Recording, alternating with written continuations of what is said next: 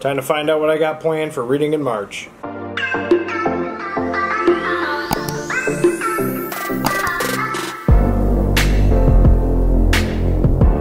Alright guys, welcome back to my channel. I'm Zach with Zacks Books, and today I've got for you my March TBR.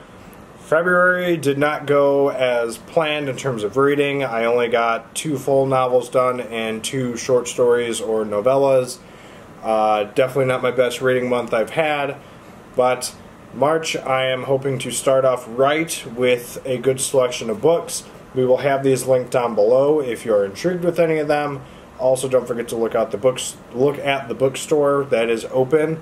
We got some good stuff on there. Check it out. Really cool stuff.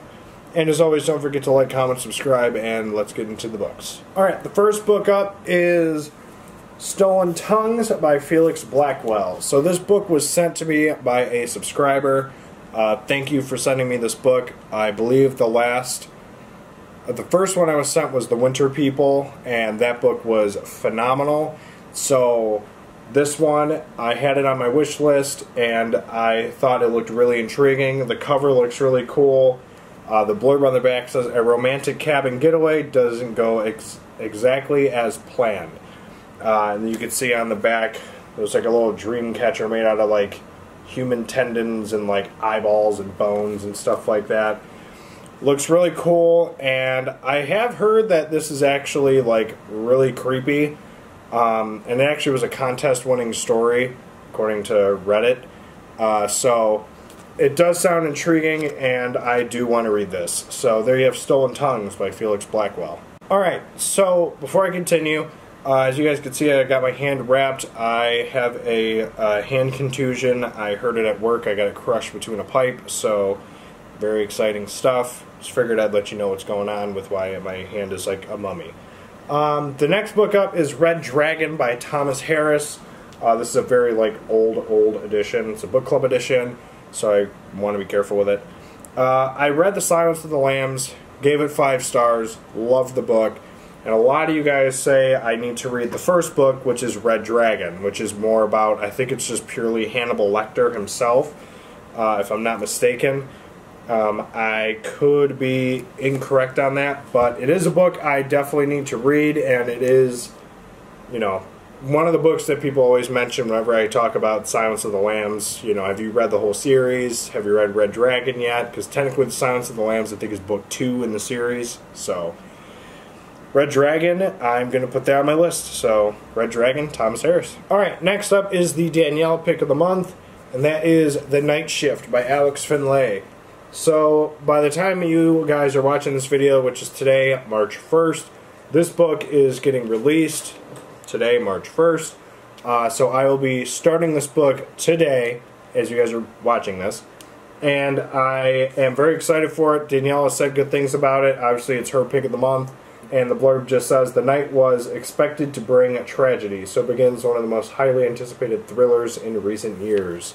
As you can see, the cover looks really cool. Spine looks really nice and nifty, and obviously the title, The Night Shift, Stephen King Night Shift, probably no correlation whatsoever. But I am very excited to get to this book.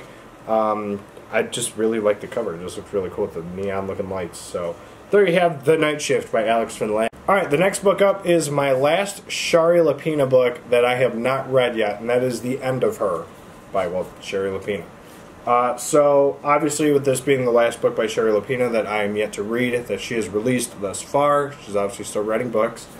The blurb says, "A long ago accident and a visitor from out of the blue."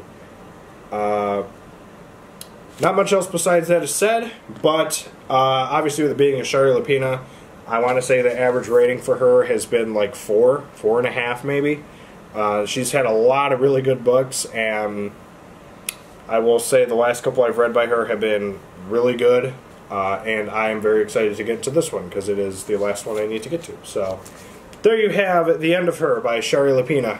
Alright, next up is The Paris Apartment by Lucy Foley. I have read 2 books by her. The first one was, I believe, The Hunting Party. That one, was not the greatest, was not the worst. Then I read The Guest List from her, and it was a 4-star. It was actually really good. And I gotta say, I'm very excited for this one because I've heard that it has a striking similarity to the Only Murders in the Building, which was a TV show that Danielle and I watched, which was a really good show. The blurb says, from the New York Times bestselling author of The Guest List comes a new locked room mystery set in a Paris apartment building in which every resident has something to hide. Sounds just like Only Murders in the Building. Really messed up the title of that one. But yes, I'm very excited to get to this. I am hoping that the third one is a triumph for Lucy Foley. And yeah, there you have the Paris apartment. Alright, so as you guys have watched this far, I have not gotten to my Stephen King book yet. You guys are probably wondering what my Stephen King book is. So far this year, I would say I've read 3 King books. Started out with Under the Dome, a 4.5-star book I believe I gave it. Then I hit The Tommyknockers. Was actually not that bad of a book. I feel like it gets a bad rap just because of his drug thing that was going on.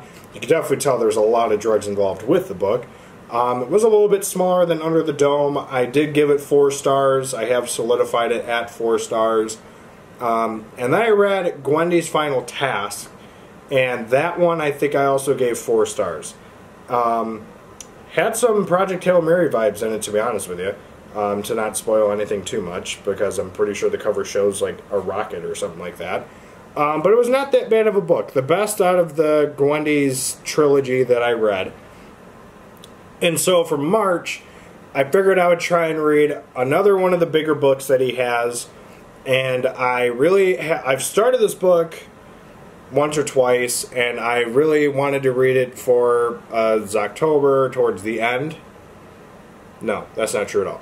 I wanted to read it last year, and I just didn't get to it. It's not Insomnia.